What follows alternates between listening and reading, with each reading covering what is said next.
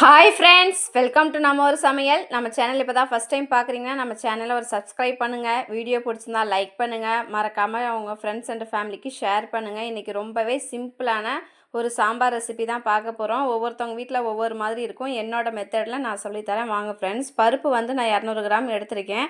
ஒரு 10 பல் பூண்டும் மஞ்சத்தூளும் பருப்புக்கு தகுந்த மாதிரி தண்ணியும் ஆட் பண்ணிவிட்டு 3 தக்காளி ஆட் பண்ணுறேன். தக்காளியை முழுசாக ஆட் பண்ணுங்கள். உள்ளே ஏதாவது புழு இருந்தாலும் இருக்கும். அதனால் இந்த மாதிரி செக் பண்ணிவிட்டு அதுக்கப்புறம் 4ஆக நறுக்கி உள்ளே ஆட் பண்ணி வேக வச்சுருங்க. 2 விசில் வச்சா போதும். ஒரு கடாயில் ஜீரகம், கடுகு, காஞ்ச மிளகாய், கருவேப்பிலை ஆட் பண்ணி நல்லா பொரிஞ்சு வந்ததுக்கப்புறம் ஒரு நீளமாக பெரிய வெங்காயம் நறுக்கியிருக்கேன். அதை அது கூடவே ஆட் பண்ணிக்கலாம். சின்ன வெங்காயம் இருந்தால் கண்டிப்பாக போடுங்க. இன்றைக்கி என்கிட்ட சின்ன வெங்காயம் இல்லாதனால நான் பெரிய வெங்காயம் ஆட் பண்ணியிருக்கேன். வெங்காயம் வந்து ஓரளவு நல்லா ஃப்ரை ஆகி வந்ததுக்கப்புறம் நான் இன்றைக்கி கத்திரிக்காய், முருங்கைக்காய் போட்டு தான் சாம்பார் செய்ய போகிறேன். காய் வந்து பச்சை கத்திரிக்காய் எடுத்திருக்கேன். அது ரொம்பவே நல்லாயிருக்கும் சாம்பாருக்கு. பர்பிள் கலரும் யூஸ் பண்ணுவேன். இதுவும் ரொம்பவே நல்லாயிருக்கும். இது கூடவே ஆட் பண்ணி கொஞ்சம் நம்ம எண்ணெயிலே வந்து ஃப்ரை ஆகி வர மாதிரி நம்ம நல்லா கிளறி விடலாம்.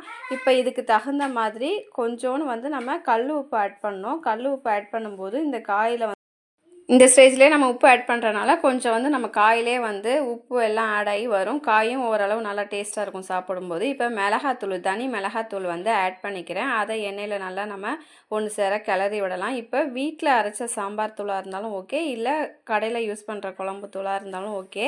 நீங்கள் இதே மெத்தடில் 2 ஸ்பூன் எடுத்து சாம்பார் மசாலா ஆட் பண்ணிக்கோங்க. நான் இன்றைக்கி ஆனால் ஆச்சி மசாலா தான் யூஸ் பண்ணியிருக்கேன். எங்கள் வீட்டில் மசாலா காலி ஆயிடுச்சு, அதனால் ஆச்சி சாம்பார் மசாலா தான் எடுத்து ஆட் பண்ணியிருக்கேன். இப்போ கொஞ்சமாக தண்ணி ஆட் பண்ணி காய் வந்து ஒரு பாதி அளவு நல்லா வெந்து வர மாதிரி நல்லா கொதிக்க விடலாம். கொதித்து நல்லா வந்ததுக்கப்புறம் இப்போ பாருங்கள் பருப்பும் நமக்கு வெந்துருச்சு. தக்காளி எல்லாம் நல்லா முழுசாக தான் இருக்குது. நான் இப்போ ஒரு அரை லெமன் சைஸில் புளி எடுத்து கரைச்சி வச்சுருக்கேன் ஃபில்ட்ரு பண்ணி.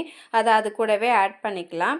ஆட் பண்ணி இப்போ நம்ம காய் வேகத்தில் அதில் இதை ஆட் பண்ணிடலாம். நான் பெருங்காயத்தூள் போட்ட வீடியோ வந்து மிஸ் ஆயிடுச்சு. கண்டிப்பாக பெருங்காயத்தூள் போட்டுக்கோங்க. ஏன்னா சாம்பாரில் கண்டிப்பாக பெருங்காயத்தூள் இருக்கணும்.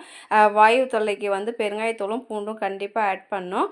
நீங்களும் கண்டிப்பாக உங்கள் வீட்டில் ட்ரை பண்ணி பாருங்கள். ரொம்ப டேஸ்ட்டான ஒரு சிம்பிளான சாம்பார் ரெசிபி வந்து நமக்கு ரெடி ஆயிடுச்சு. இது கூட ஒரு உருளைக்கிழங்கு, ஒரு அப்பளம் வச்சு சாப்பிட்டாலே போதும், அவ்வளோ டேஸ்ட்டாக இருக்கும்.